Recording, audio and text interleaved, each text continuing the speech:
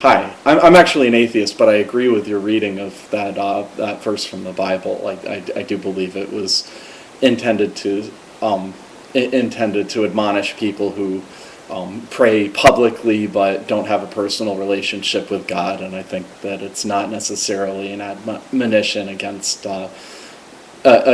spreading the gospel, which is clearly elsewhere in the Bible supported. But it does it does make a point that I think a lot of atheists would agree with, that the Bible really says a lot of things, and sometimes they appear to contradict each other, and whatever your position on something happens to be, it's pretty easy to cherry pick something out of the Bible that supports your view. You can read the Bible and come out of it with, you should love your fellow man and forgive them for their sins, and if your fellow man's, say, a homosexual or something, you shouldn't judge them, and you should still love them. But you could also come out of it with, well, all homosexuals should be killed. All people who don't keep the Sabbath holy ought to be killed, which is also said in the Bible. And this is the point: is that it's hard to draw a moral foundation out of the Bible because it says so many things. So many of them seem to conflict.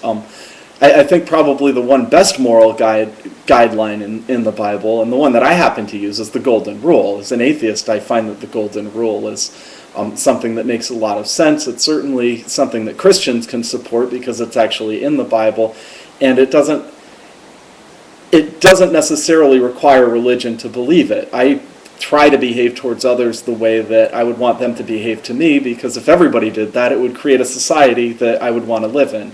And I don't really need God to step in and to tell me what's right and what's wrong. I can draw a very good moral foundation from that. And I hope that many Christians actually, Christians and non-believers actually do the same thing, because I think that that's probably the best way to root a good moral foundation. So that's just my 10 cents. Thanks for listening.